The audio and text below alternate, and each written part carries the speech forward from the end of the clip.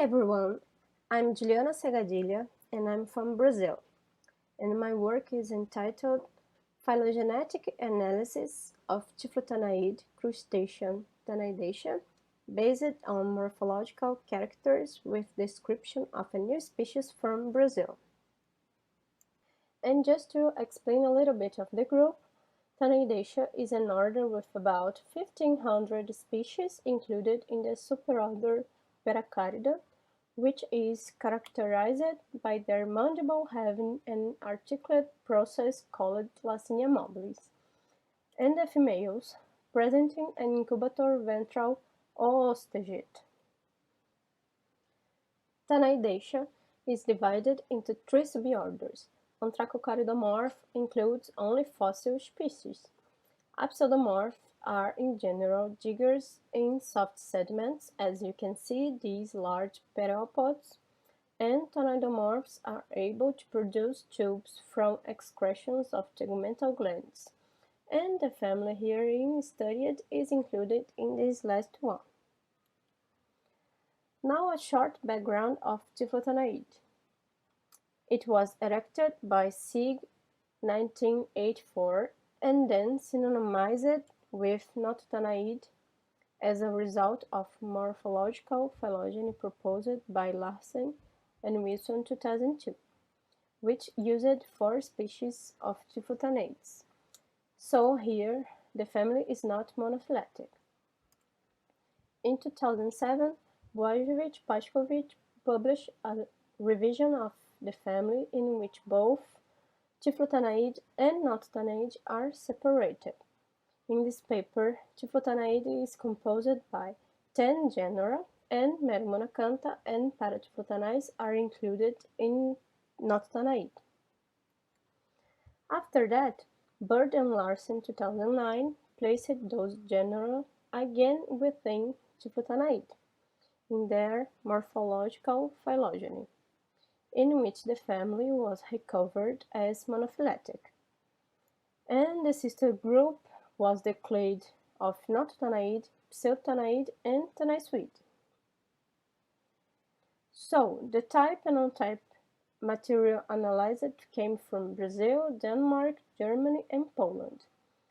A character matrix was developed with 86 terminal taxa and 107 morphological characters, unmasked, and the characters were obtained from the literature and by detailed observation of the material. The analysis was conducted on TNT with implicit weighting, calculated based on Mirand's proposal, where characters with less homoplasy have more weight, and following the traditional search with 8,000 replications and 500 trees held per replicate. For outgroups, I used 1 species from each of these 6 families. For ingroups, type species of 12 genera plus 2 new genera here in bold that we described during my PhD, Ahemus and Targarinella, were included in this analysis, totalizing 80 species, including 1 species from Brazil. As a result, I obtained 2 most parsimonious trees and calculated the strict consensus tree.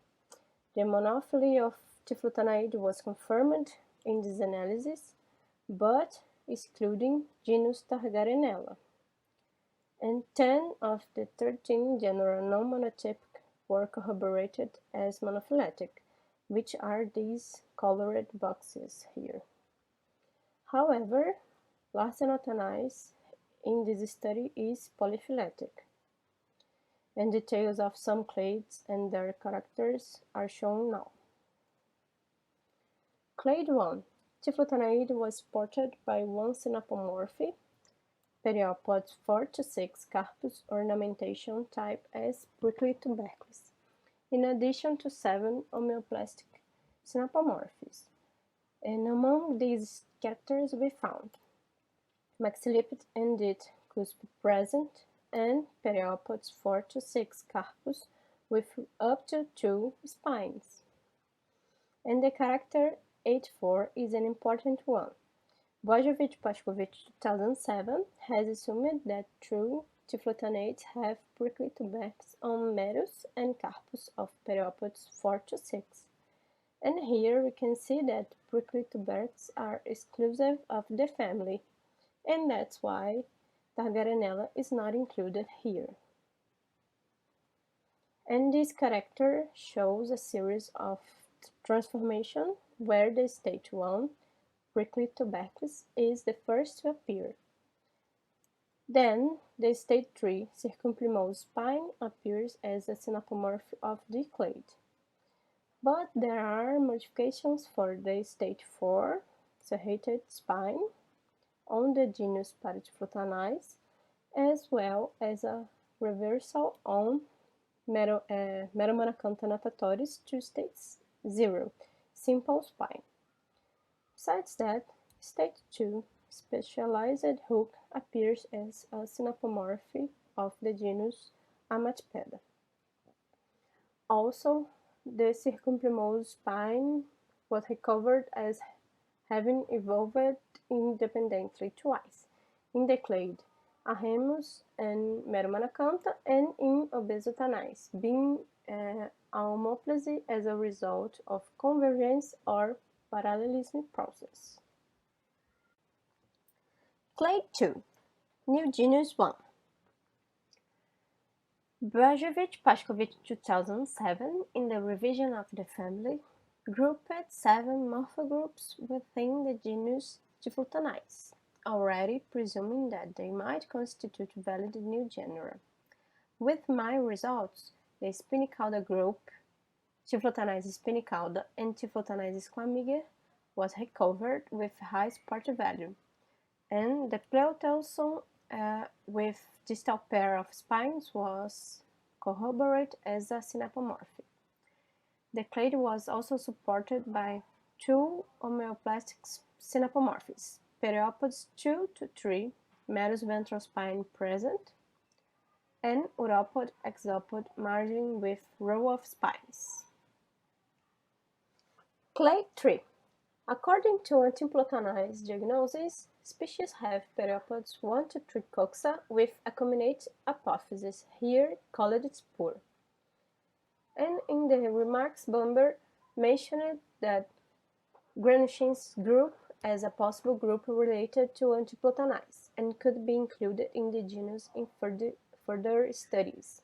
In this analysis, we observed that the pereopod 3 coxa spur is a synapomorphy of the clade, including all these Typhlotanais species and Antiplotanais.